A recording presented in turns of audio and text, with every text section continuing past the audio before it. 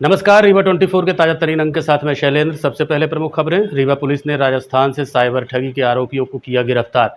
बरसात के दिनों में आवारा मवेशी बने मुसीबत, आए दिन लोगों की जा रही जान। गुरु पूर्णिमा को देखते हुए नगर निगम अमले ने चिरहुला को प्रसाद विक्रेताओं से कराया मुक्त और जनपद अध्यक्ष सिरमौर की कार्यशैली से नाराज सदस्यों ने अविश्वास प्रस्ताव सौंपा। इन खबरों सहित अन्य खबरें विस्तार से। रीवा जिले में मवेशियों ने सड़क पर जान लेने का ठेका ले लिया है, जिसके जिम्मेदार वो पशुपालक हैं जो पशुओं को आवारा छोड़ देते हैं। देखिए रीवा 24 न्यूज़ की खास रिपोर्ट। रीवा में मानसून सत्र के साथ मूसलाधार बारिश ने जहां एक ओर जनजीवन अस्त व्यस्त कर दिया है, वहीं दूसरी ओर सड़कों पर घूमते आवारा मवेशी मौत का कारण बन रहे हैं। संजय गांधी अस्पताल में आए दिन सड़क हादसों के मामले सामने आ रहे हैं, जिनमें कई लोग अपनी जान गंवा रहे हैं। बारिश के कारण सड़कों पर फिसलन बढ़ गई है, जिसमें दो पहिया वाहन चालकों के लिए खतरा दोगुना हो गया है। उस पर तुर्रा ये कि सड़कों पर बेखौफ घूमते आवारा मवेशी इन हादसों को और भी गंभीर बना रहे हैं। मोटरसाइकिल फिसलने और मवेशियों से टकराने के कारण होने वाले एक्सीडेंट्स में लोगों की मौतें लगातार बढ़ रही हैं। भाजपा सरकार गायों और आवारा मवेशियों के लिए संरक्षण के लिए तमाम योजनाएं लाती है, गौशालाओं का निर्माण कराती है और उन्हें सड़कों से उठाकर गौशालाओं में पहुंचाने का दावा करती है, लेकिन जमीनी हकीकत इन दावों से कोसों दूर है। रीवा के अधिकांश गौशालाओं की हालत बद से बदतर है। गौशालाओं में मवेशियों के लिए न तो पर्याप्त भोजन है और न ही पीने का पानी।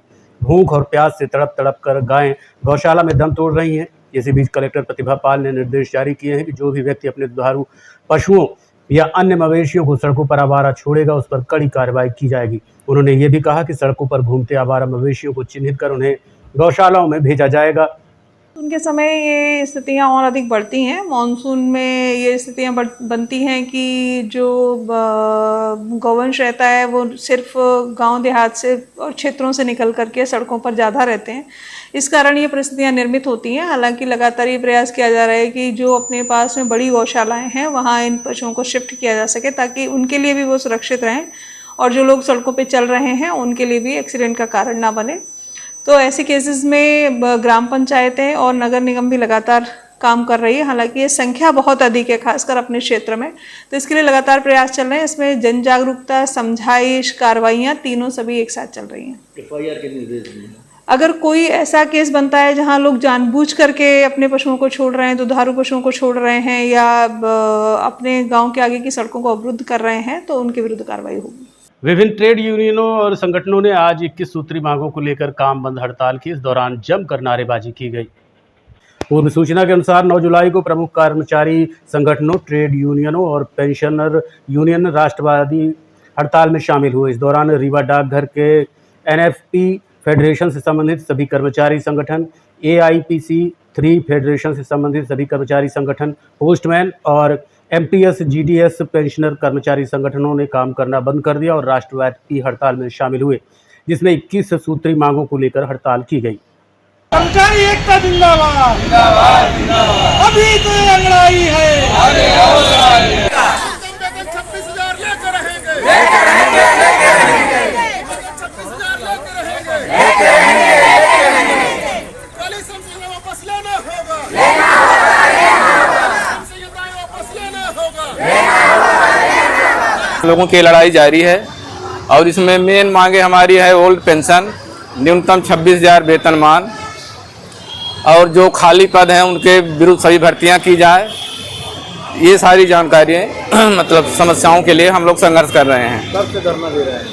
धरना हम लोगों को कल मसाल जुलूस था शाम को, आज सुबह से शाम तक रहेगा। ये पूरा काम बंद रहेगा। किनको ये मांग रहे हैं, किनसे मांग कर रहे हैं? ये हम अपने प्रधानमंत्री जी से मांग रहे हैं, जो हमारे मुखिया हैं, और संचार मंत्रालय, वित्त मंत्रालय, जिनके अंडर में सारी चीज़ें हैं।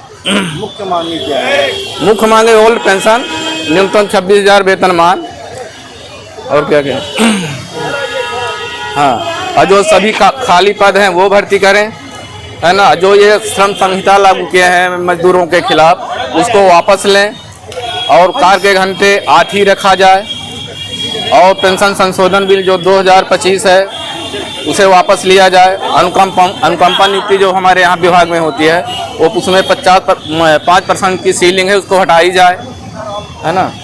और ठेका प्रथा, जो ये ठेके में दे देते हैं कि हम निजीकरण करेंगे। अभी आप धरना दिए हैं, अभी तक कोई अधिकारी आया आपसे मिलने या अभी तो नहीं आए हैं, लेकिन प्रदेश स्तरीय धरना है? ये राष्ट्रीय हड़ताल है, राष्ट्रीय हड़ताल है सर, हर जगह एक दिवसीय है, राष्ट्रीय हड़ताल है, जिसमें हमारे बैंक और पोस्टल, बीमा, आयकर, LIC, BSNL सभी 10 केंद्रीय यूनिट इसमें सम्मिलित हैं।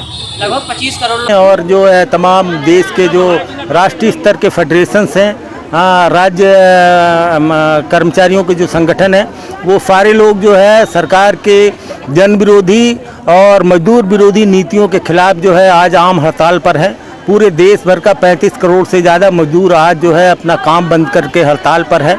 उसी तरीके से रीवा के अंदर भी आंगनवाड़ी, आफा उफा, मेडिकल रिप्रेजेंटेटिव, कारखानों में काम करने वाला मजदूर जो है वो अपना अपना काम बंद करके जो है इस राष्ट्रीय हड़ताल के अंदर जो है वो शामिल है।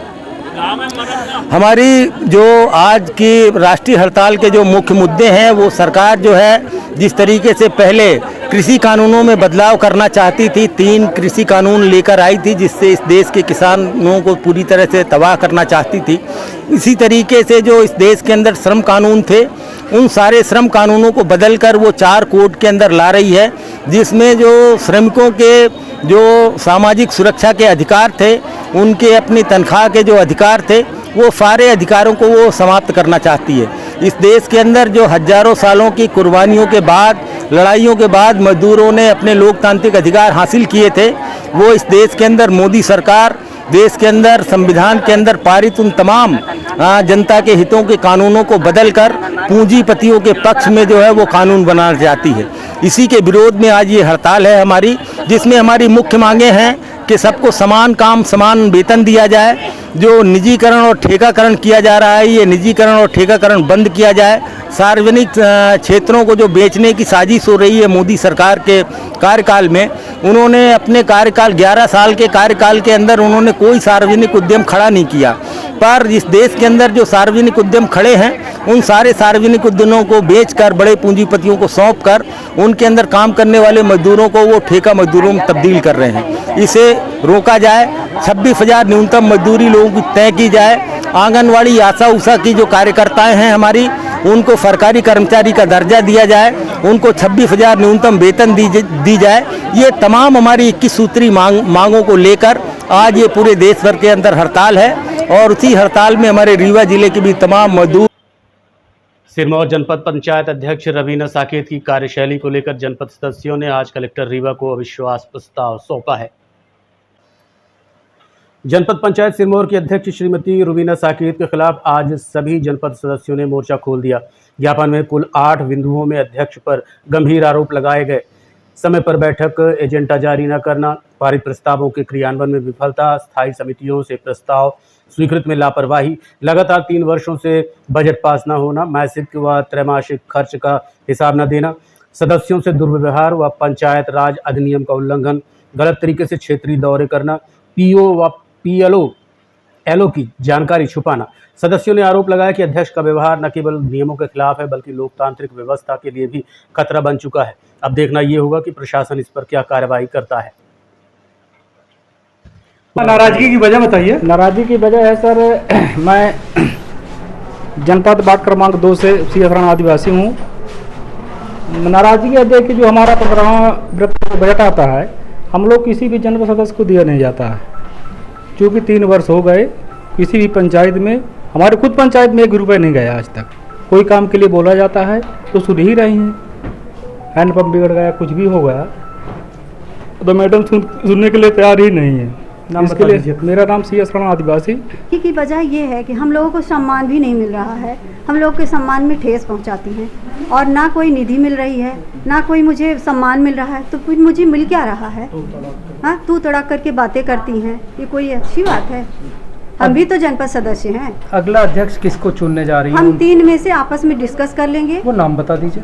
जनपद बजट फंड आता था, तो यदि हम लोग जनपद सदस्य लोग यदि आपस में बोले कि हमारे क्षेत्र में मैडम कुछ व्यवस्थाएं को यदि पूरा करवा दे तो ठीक रहेगा, लेकिन वो कमीशन ढूंढती थी हर पंचायतों में जाके सरपंचों से व्यक्तिगत तौर पर मिलके और अपना कमीशन सेट करके और उस कार्य को आधे अधूरे अंजाम तक पहुंचाती थी। और इसके बाद फिर पुनः उनसे डिमांड की जाती थी। और जो भी हमारी बहनें हैं सभी उनके वर्ग भी हैं, वर्ग की हैं, सब बिरादरी की हैं, लेकिन कोई अभी सह सम्मान से अभी देखे होंगे 3 साल में कोई भी जनपद सदस्य उनके साथ किसी भी क्षेत्र में कोई भी भ्रमण के लिए नहीं बुलाया गया, ना उनको जानने के लिए आमंत्रित किया गया। अभी हाल ही में हम उन लोगों के जनपद में कन्या विवाह योजना। किस प्रकार से स्वाभिमान को ठेस लगा? जैसे मान लीजिए कि विशेष निधि है, फलाना है, ढमका है, कोई सदस्य हमारे मांगते हैं कि भाई हमारी पंचायत को दे दीजिए, हमारे जनपद क्षेत्र को दे दीजिए, वो कहते हैं हम 10% लेंगे, इसके पहले नहीं देंगे। दूसरा, हमारे जो ऑफिस के लोग हैं, जनपद पंचायत के विभाग के कर्मचारी अधिकारी, वो भी कहते हैं कि हमसे 10 से 15% की मांग की जाती है और बार बार हम लोगों को प्रताड़ित किया जाता है। इसी तरह हमारे बहन सदस्य गण जो हैं सभी को इस तरह से अपमान करती हैं। कभी सामान्य प्रशासन की बैठक हुई है, उसमें कभी बोलने का मौका नहीं दिया गया। ये कब से चल रहा है ऐसा आपके वहाँ पंचायत? शुरू से चल रहा है। 6 महीने जब उनका चुनाव हुआ था, 6 महीने बाद से ही ये उनका बर्ताव है। यदि अविश्वास प्रस्ताव पास हो जाता। रीवा के संजय गांधी अस्पताल में एम्बुलेंस वाहनों की अनियमितताओं को लेकर अब पुलिस प्रशासन सख्त हो गया है। पुलिस अधीक्षक विवेक सिंह के निर्देश पर अमहिया थाना परिसर में एम्बुलेंस मालिकों की बैठक बुलाई गई, जहां थाना प्रभारी ने सभी को स्पष्ट निर्देश जारी किए। निर्देशों के मुताबिक अब सभी एम्बुलेंस वाहनों पर वैध रजिस्ट्रेशन नंबर और एम्बुलेंस संकेतक स्पष्ट रूप से अंकित होना अनिवार्य होगा। इसके साथ ही ड्राइवरों के परिचय पत्र गाड़ी में चिपका किए जाएंगे और मरीजों से निर्धारित दरों से अधिक शुल्क नहीं लिया जाएगा। वाहनों की नंबर प्लेट नियमानुसार रखने और यातायात के सभी नियमों का पालन सुनिश्चित करने की सख्त हिदायत दी गई है। पिछले कुछ दिन से शिकायतें आ रही थी कि एम्बुलेंस चालकों और मालिकों द्वारा कुछ अनियमितताएं की जा रही थी। इसी संबंध में उन्हें तलब करके उन्हें सख्त हिदायत दी गई है। और कुछ विषय थे जैसे कि नंबर प्लेट सही नहीं होना और उनके रजिस्ट्रेशन जो है उनकी गाड़ियों पर चस्पा ना होना, या कुछ अलग प्रकार की एम्बुलेंस हैं तो उनमें इंडिकेट ना होना, तो ये सारी चीज़ें बताई गई हैं। और यातायात के सभी नियमों का पालन करने और सभी चीज़ें सुस्पष्ट दिखनी चाहिए, इस चीज़ को लेके हमारा जोर था और उन्हें बताया गया है और उन्हें कुछ एक टाइम लिमिट दिया गया है, इसमें वो अपनी सारी चीज़ें सुधार लें। इसके बाद अगर फिर भी नहीं होता है तो उन पर जो है। गुरु पूर्णिमा पर्व को देखते हुए नगर निगम अमले द्वारा आज चिरौला मंदिर में अतिक्रमण हटाया गया। गुरु पूर्णिमा पर्व को देखते हुए रीवा नगर निगम की टीम ने आज चिरौला मंदिर परिसर के पास की सड़क से अतिक्रमण हटाने की कार्रवाई की। लंबे समय से यहां प्रसाद विक्रेताओं ने सड़क पर कब्जा जमा रखा था, जिससे श्रद्धालुओं को आने जाने में भारी परेशानी हो रही थी। नगर निगम अमले ने कई बार इन दुकानदारों को चिताया, समझाइश दी, लेकिन कोई असर नहीं हुआ। आखिरकार आज निगम को सख्ती दिखानी पड़ी। कार्रवाई के दौरान कुछ फल विक्रेताओं, प्रसाद विक्रेताओं द्वारा हल्का विरोध भी जताया गया, लेकिन भारी पुलिस बल की मौजूदगी के चलते कार्रवाई संपन्न की गई। वहीं मंदिर परिसर के आसपास प्रसाद बेच रहे व्यापारियों का कहना है कि नगर निगम अमले द्वारा समय समय पर अतिक्रमण के नाम पर गरीब दुकानदारों पर कार्रवाई तो की जाती है, लेकिन उनकी सुविधाओं के लिए कोई भी खास प्रयास नहीं किए जाते हैं। वर्षों से मंदिर परिसर के आसपास काम कर रहे व्यापारी आखिर जाएं तो कहां? उनके लिए प्रशासन के लिए क्या प्लानिंग है? वो किस तरह से अपने घर गुजर बसर कर सकें? प्रशासन को इस बारे में भी सोचना होगा और समस्या का हल निकालना होगा। ये नहीं कि जब मन पड़ा तो लाठी डंडा लेकर पहुंचे और जानवरों की तरह भगाना शुरू कर दिया। फिलहाल इस मामले में प्रशासन और शासन दोनों मौन है। लोगों ने अतिक्रमण करके रखा हुआ था, तो कल क्योंकि गुरु पूर्णिमा है, उस दृष्टि को देखते हुए, क्योंकि यहाँ पर बहुत सारे श्रद्धालु कल दर्शन के लिए आते हैं और पार्किंग और चलने में समस्या होती है, तो उसको लेके यहाँ पर आज एक मुहिम चलाकर हम लोगों ने जो बाहर अतिक्रमण किया गया है इसको हटाया गया है और रोड को क्लीन कर रहे हैं हम लोग। सर, ये दुकानें हैं, इसके बावजूद बाहर दुकानें लग रही थी, इनको हटाया जा रहा है। हाँ, वही बात है कि यहाँ पर जो पहले से दुकानें ऑलरेडी हैं और उनके लिए पर्याप्त सफिशिएंट स्पेस है उनको सामान रखने के लिए, लेकिन उसके बाद भी लोग अतिक्रमण किए हुए। पुरानी नोट व सिक्कों का झांसा देकर जान देने के लिए प्रेरित करने वाले जालसाजों को रीवा पुलिस ने गिरफ्तार किया है। सिटी कोतवाली पुलिस द्वारा साइबर ठगी के गंभीर प्रकरण में कार्रवाई करते हुए राजस्थान से 3 आरोपियों को गिरफ्तार किया गया। ये कार्रवाई पुलिस अधीक्षक रीवा के निर्देश में अतिरिक्त पुलिस अधीक्षक के मार्गदर्शन व नगर पुलिस अधीक्षक के नेतृत्व में थाना प्रभारी द्वारा की गई। दरअसल 4 जुलाई को थाना सिटी कोतवाली में सूचना प्राप्त हुई कि सरोज दुबे, जो वार्ड क्रमांक 38 चोपड़ा स्कूल के सामने रहते थे, अपने लाइसेंसी 12 बोर की बंदूक से गोली मारकर आत्महत्या कर ली थी। सूचना पर कार्रवाई करते हुए पुलिस ने आरोपी जुबेर खान, शब्बीर खान और यासीन मोहम्मद को राजस्थान से गिरफ्तार कर लिया और पूरे मामले का खुलासा करते हुए रीवा एसपी ने क्या बताया, सुनिए। के आधार पर इन्होंने उनके पास जो भी सिक्के थे और वो सारी चीज वो उनको भेज रहे थे और उन्होंने जो पीड़ित है, जो मृतक है, उनको करीब 1,50,00,000 रुपए उन सिक्कों नोट के बदले देने का वो लालच दिखाया था और उस लालच में वो फंस गए थे। उसके बाद उन्होंने धीरे धीरे अलग अलग चार्जेस के नाम से उनसे कई 5,000, 2,000, 4,000, 10,000 इस टाइप से जमा कराते रहे और वो अलग अलग लोगों से उधार लेके उस चीज को जमा करते रहे। करीब 37,000 रुपए इन्होंने इन फ्रॉडस्टर्स के अकाउंट में जमा किए और जब उनको रियलाइज हुआ और जब उनको लगातार उनसे डिमांड होती रही और तब फिर उन्होंने प्रेशर में आके इस प्रकार से कदम उठाया था और जिसके बाद जब क्राइमी के बाद हमने तत्काल इसमें टीम्स को एक्टिवेट किया था। हमारे साइबर सेल उस समय एक्टिवेट हुआ था, वीरेंद्र पटेल उनकी टीम, टीआई कोतवाली, श्रृंगेश, ये सभी लोग एक्टिवेट हो गए थे और जैसे हमको इसमें महत्वपूर्ण जानकारी लगी जिसमें तत्काल हमने टीम रवाना कर दिया। टीआई विजय और इनके साथ में अन्य कन्हैया, सब इंस्पेक्टर कन्हैया, उनके साथ में पूरी टीम को रवाना किया गया और 4 दिन के अंदर हमने इसमें आरोपियों को पकड़ के और यहाँ पे लाए हैं। 3 आरोपी इसमें हमको मिल गए हैं, एक अन्य आरोपी के शामिल होने की संभावना है जिसको अभी हमको और पता तलाश करना है और इनसे अभी पूछताछ की जा रही है। इनके द्वारा घटनाक्रम करना स्वीकारा है और ये बताया कि इस प्रकार से फेसबुक पे अलग अलग तरीके से लुभावने वो ऐड डालते हैं, कभी पुराने सिक्के, पुराने नोट के बदले में, कभी किसी चीज अन्य बिजली बिल के बारे में, कभी अन्य चीजों के बारे में और फिर इसमें लोगों को फंसा के और इस प्रकार से पैसा उसमें वसूलते हैं। और इसमें जो आरोपी गिरफ्तार हुए हैं ये जुबेर खान, यासीन मोहम्मद, शब्बीर खान, ये थाना घोड़ा है, जिला खैरथल, राजस्थान से इनको गिरफ्तार करके लाया गया है। अभी इनसे पूछताछ और की जा रही है और इनके जो संभावना हमको लग रही है कि इनके द्वारा अन्य जगहों पे भी अपराध किए गए हैं। 3-4 जगहों पे हमको कुछ जानकारियां इनके विषय में मिल रही कि वहां पे भी इस प्रकार से अपराध, वहां के लोगों को इस प्रकार से नोट ठगा है, तो उनको भी हम संपर्क करके बता रहे कि ये आरोपी हमारे गिरफ्तार हुए। सड़क पर नमकीन नहीं पहुंचाने से नाराज नशेड़ियों ने एक दुकानदार पति पत्नी को लाठी डंडों से पीटकर घायल कर दिया, जिनका इलाज संजय गांधी अस्पताल में चल रहा है। जिले के सिमरिया थाना क्षेत्र झलवार से हैरान कर देने वाला मामला प्रकाश में आया है। रात करीब 11 बजे सिर्फ इस बात पर कि नमकीन सड़क पर क्यों नहीं पहुंचाई, कुछ लोगों ने एक दंपत्ति को बेरहमी से डंडे और रॉड से पीट दिया। बताया जा रहा है कि पीड़ित पति पत्नी अपने घर में थे, तभी हमलावरों ने उन पर हमला कर दिया। फिलहाल पुलिस ने मोटरसाइकिल को जब्त कर लिया है और आरोपियों की तलाश में दबिश दी जा रही है। सिमरिया क्या घटना हुई है? दुकान खोले थे, दुकान में गए हैं लोग, सामान मांगे हैं तो सामान मैंने इनको देने का प्रयास किया। ये बोले कि बाहर आके ला के दे दो हमको, तो बाहर नहीं गया तो देखे इनको तो मारने की तैयारी में थे, तो हमने बाहर नहीं निकला और नहीं निकला तो फिर अंदर आके हम लोगों को मारे हैं। क्या बजे की घटना? 11 बजे रात की। 11 बजे रात की? हाँ। ये नशाखोर थे, क्या करते थे? ये क्या किए थे अब हमें पता नहीं है। कितने लोग थे? 5 आदमी थे, 6 आदमी। 5-6 आदमी जी। कोई विवाद था इनसे पहले? कोई पहले बात नहीं थी, ना कोई विवाद था हमारा। क्या सामान मांग रहे थे? सामान हमसे बोले कि हमको खाने के लिए दे दो कुछ, तो हमने नमकीन बोला कि नमकीन है, तो बोले कि नमकीन दे दो, तो हमने बोला कि नमकीन ले लो, लेकिन वो बोले कि यहाँ आके दे दो हमको, सामने रोड में आके।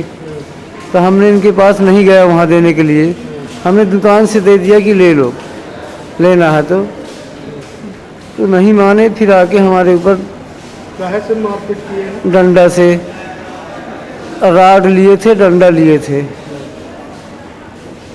नाम जान पहचान है कुछ? जान पहचान उनको हम जानते हैं। क्या नाम था उनका? एक फल्ले था, एक सागर पांडे था, एक ललित सेन, एक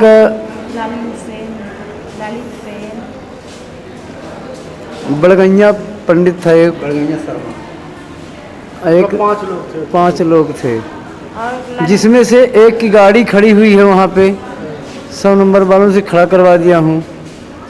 पुलिस आई थी? पुलिस आई थी।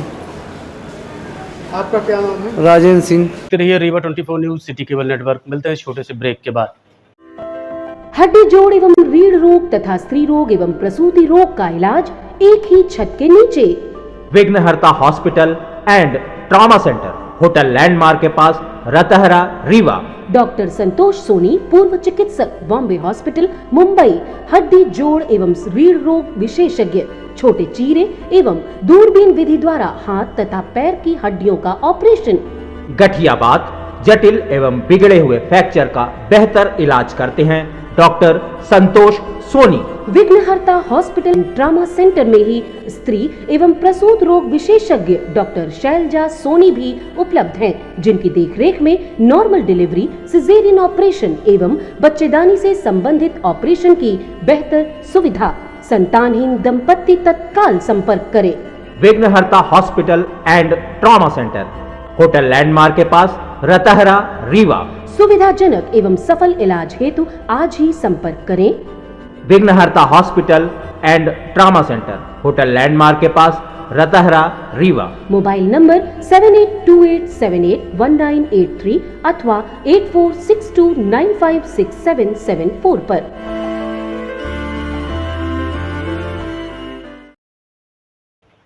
बीमारी से परेशान 80 वर्षीय बुजुर्ग ने जहर का सेवन कर लिया, जिनकी इलाज के दौरान मौत हो गई। घटना के संबंध में परिजनों ने बताया कि दल्लू पाल पिछले 3 साल से कई बीमारियों से ग्रसित थे। इलाज करवा पाना उनके लिए संभव नहीं हो पा रहा था। गरीबी के चलते उन्होंने जहर का सेवन कर लिया, जिसके बाद अस्पताल लाया गया, जहां पर उपचार के दौरान मौत हो गई। बीपी शुगर लोकवा मारे थे। गरीब आदमी, कमाई धमाई कुछ है नहीं, इसलिए वो मतलब परेशान होकर के जहर भी खा लिए। जहर खा लिए जी। कितने साल के थे? अरे 80 साल का होंगे। 80 साल के किसान थे, किसानी करते थे। जी जी जी। कमाई धमाई नहीं थी, कुछ नहीं थी। अपनी बीमारी से परेशान थे वो। हम लोग काम करने चले गए, जब शाम के आया हाथ तो उल्टी करते थे। जब उल्टी करते थे पूछा क्या हुआ, बोले कुछ खाए हैं क्या, देखा तो एक डब्बी पड़ी थी और जहर खा लिए, सरफास खा लिए। इसलिए अस्पताल ले आए। लालगांव भवखरी से। रहने वाले कहाँ के हैं? भवखरी, लालगांव। नाम क्या था इनका? लक्ष्मण पाल हमारा नाम था। उनका क्या नाम? दल्लू पाल था। दल्लू। कौन है आपके? पिताजी हैं। आप लड़के हैं? जी। दवाई वगैरह नहीं कराते थे? बहुत कराते थे परेशान होके। जी जी जी। अब क्या करें, बच्चे बच्चे अपने पास भी हैं, उनका भी। रीवा के मैया थाना क्षेत्र के सुभाष चौराहे में एक युवक पर जानलेवा हमला करने वाले इनामी आरोपी को अमैया पुलिस ने गिरफ्तार किया है। 27 मई 2025 को बस में सिरमौर से रीवा आते समय युवक के ऊपर राशि खाकर दीपक पांडे निवासी सिरमौर के ऊपर आरोपी बगदरा निवासी अंशुल तिवारी ने थूक दिया, जिसके बाद विवाद हो गया। विवाद इतना बढ़ा कि सुभाष चौराहे के पास आरोपी ने रॉड और बेल्ट से युवक की पिटाई कर दी और मौके से फरार हो गया। आरोपी भागकर मुंबई चला गया। अमैया थाना प्रभारी शिवा अग्रवाल ने बताया कि आरोपी घटना के बाद से ही फरार चल रहा था। बीते दिनों जैसे ही सूचना मिली कि आरोपी रीवा आ रहा है, पुलिस ने घेराबंदी की और उसे सिरमौर चौराहे के समीप से गिरफ्तार कर लिया। आरोपी के ऊपर 5000 का इनाम भी घोषित था। इसको हमने गिरफ्तार किया सिरमौर चौराहे के पास से। और कुछ दिन पहले सिरमौर चौराहे के पास एक घटना हुई थी। एक युवक को जान से मारने का प्रयास किया था, रॉड से मार के इन लोगों ने उसके साथ घटना घटित की थी। उसको हमने अरेस्ट करके अब जेल भेजा। ये कहाँ फरार चल रहा था, क्या बताया? काफी दिन से मुंबई में फरार था। आज ही हमें सूचना मिली थी इसके आने की। जैसे ही सूचना मिली तत्काल हमने इस पर। इस बार 10 जुलाई को गुरु पूर्णिमा मनाई जा रही है। गुरु पूर्णिमा पर देखिए रीवा 24 न्यूज़ की खास रिपोर्ट ज्योतिषाचार्य डॉक्टर संदीप शुक्ल के साथ। गुरु पूर्णिमा के दिन शिष्य अपने शैक्षणिक और आध्यात्मिक गुरुओं की पूजा करते हैं। शास्त्रों में गुरु को देवताओं से भी ऊंचा स्थान दिया गया है। इस दिन लोग प्रवचन सुनते हैं, ग्रंथों का पाठ करते हैं और ज़रूरतमंदों को अन्न, वस्त्र व छाते का दान करते हैं। गुरु पूर्णिमा आत्मबोध, ज्ञान और कृतज्ञता का प्रतीक है। यही वो दिन है जब श्रद्धा और आभार के साथ शिष्य अपने गुरु को नमन करते हैं। आषाढ़ मास की पूर्णमासी के दिन जो है बनाई जाती है। इसी दिन वेद व्यास का जो है जन्म हुआ था। वेद व्यास ने जो है 16 उपनिषद और 18 पुराणों की जो है रचना की थी। श्रीमद् भागवत की रचना की थी। और इसी दिन जो है व्यास गादी की जो है पूजा होती है। और साथ में लोगों को इस दिन दान पुण्य करना चाहिए, अनाज आदि का दान करना चाहिए और शास्त्रों का जो है अध्ययन करना चाहिए, श्रवण करना चाहिए। भागवत का पाठ, गीता का पाठ, उपनिषद आदि का जो है पाठ करना चाहिए, वेद का श्रवण करना चाहिए, जिससे कि लाभांश की जो है प्राप्ति होती है। और वेद व्यास ने जो है गांधारी को जो है वरदान दिया था कि जो उसके 100 पुत्र होंगे तो उनके गांधारी को जो है 100 पुत्रों की जो है प्राप्ति हुई थी। इस तरह जो है गुरुओं से मिलना चाहिए, शैक्षणिक और आध्यात्मिक गुरुओं से जो है इस दिन मुलाकात करके आशीर्वाद लेना चाहिए, मार्गदर्शन लेना चाहिए, जिससे जो है लाभ की प्राप्ति होती है और जो है ईश्वरीय आशीर्वाद जो है प्राप्त होता है। गुरु की महत्ता जो है ईश्वर से बढ़ के बताई गई है, अतः गुरु के महत्व को समझ के गुरु पूजन, व्यास गादी आदि का पूजन करना। रहिए Rewa 24 news city cable network. मिलते हैं छोटे से ब्रेक के बाद।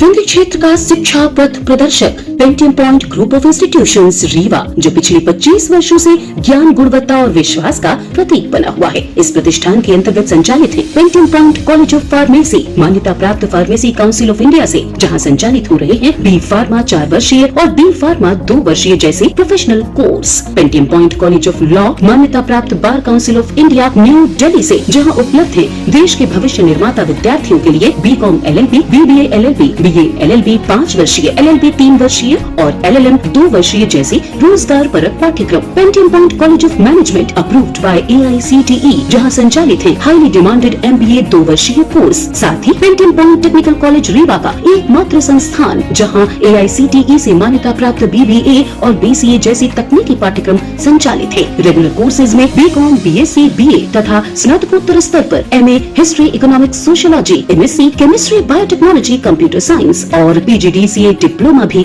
उपलब्ध है। यहाँ शिक्षण कार्य नेट, सेट व PhD धारक प्राध्यापकों द्वारा कराया जाता है। साथ ही उच्च गुणवत्ता की प्रयोगशालाएं, pharmacy lab, biotechnology lab, computer lab, moot court और विशाल पुस्तकालय संस्थान की विशेषताएं हैं। बौद्धिक और सांस्कृतिक गतिविधियों के लिए एक अत्याधुनिक ऑडिटोरियम, खेल गतिविधियों हेतु इंडोर और आउटडोर स्टेडियम, जहां शिक्षा के साथ संपूर्ण व्यक्तित्व का विकास सुनिश्चित है। So please visit Pentium Point where vision meets excellence. Admission open, so visit today Pentium Point group of institutions Rewa. जी हाँ, विंध्य क्षेत्र का शिक्षा पथ प्रदर्शक Pentium Point group of institutions Rewa, जो पिछले 25 वर्षों से ज्ञान, गुणवत्ता और विश्वास का प्रतीक बना हुआ है। Yes, one and only Pentium Point group of institutions Rewa. मंडप सांस्कृतिक शिक्षा के द्वारा 45 दिवसीय प्रस्तुतिपरक अभिनय नाट्य कार्यशाला का शुभारंभ किया गया। मंडप सांस्कृतिक शिक्षा कला केंद्र रीवा की प्रतिष्ठित नाट्य संस्था है। प्रतिवर्ष की भांति ग्रीष्मकालीन नाट्य कार्यशाला का आयोजन दिनांक 1 जुलाई से श्रमजीवी पत्रकार भवन कला मंदिर में दोपहर 1 बजे से शाम 5 बजे तक आयोजित किया जा रहा है। कार्यशाला में आयु का बंधन नहीं। कार्यशाला में नाट्य मंचन के विभिन्न आयामों के बारे में प्रशिक्षणार्थी शिक्षण ले रहे हैं। इस कार्यशाला में प्रमुख रूप से अभिनेता के चरित्र की तैयारी, नेपथ्य के अभ्यास कलाकारों को प्रदान की जा रही है। कार्यशाला का निर्देशन विनोद कुमार मिश्रा कर रहे हैं। उन्होंने बताया कि कार्यशाला के दौरान नाट्य अध्ययन, शारीरिक गतियाँ, रूप सज्जा, वस्त्र विन्यास, प्रकाश परिकल्पना, मंच व्यवस्था, मंच परिकल्पना, मंच सामग्री, अभ्यास, लाठी प्रशिक्षण, लोक नृत्य, लोक संगीत और व्यायाम सिखाया जाएगा। इस दौरान एक नाटक का भी मंचन किया जाएगा, जिसका निर्देशन विपुल सिंह गहरवार करेंगे। हज 2026 के लिए रीवा और मऊगंज जिलों के हज यात्रियों के फॉर्म आगामी 20 जुलाई से सूफी मस्जिद घोघर में भरे जाएंगे, जिसकी जानकारी हज कमेटी द्वारा दी गई। रीवा और आसपास के जिलों से हज 2026 के लिए जाने वाले लोगों के लिए हज फॉर्म भरने की प्रक्रिया 20 जुलाई से शुरू होगी। फॉर्म रीवा के सूफी मस्जिद घोघर में सुबह 10 बजे से भरे जाएंगे। कार्यक्रम के संयोजक हाजी कलीम खान और हज कमेटी अध्यक्ष हाजी मोहम्मद इस्तियाक ने बताया कि आवेदनकर्ता का पासपोर्ट 31 दिसंबर 2026 तक वैध होना चाहिए। साथ ही blood group, PAN card, Aadhaar, bank passbook, council check, passport size रंगीन फोटो सफ़ेद बैकग्राउंड के साथ और 2 प्रति में फ़ोटो ज़रूरी होगी। 65 साल या उसके ऊपर के आवेदकों को ज़रूरी होगा कि अपने एक सहायक यानी कंपेनियन साथ में ले जा सकते हैं, जिनकी उम्र 18 से 60 वर्ष के बीच होनी चाहिए। एक रिश्तेदार होना चाहिए, जैसे कि बेटा, बेटी, दामाद या बहू। हाजी कलीम खान ने बताया कि 45 से 64 वर्ष तक के व्यक्ति बिना सहायक के आवेदन कर सकते हैं, लेकिन 65 वर्ष या उससे अधिक की उम्र वालों को अनिवार्य रूप से एक मददगार साथ ले जाना होगा। हाजी कलीम खान ने सभी इच्छुक हज यात्रियों को समय पर फार्म भरने की अपील की है। अधिक जानकारी के लिए हाजी कलीम खान से उनके मोबाइल नंबर 9827091584 पर संपर्क किया जा सकता है। आज के अंक में इतना ही। देखते रहिए रीवा 24 न्यूज़। नमस्कार।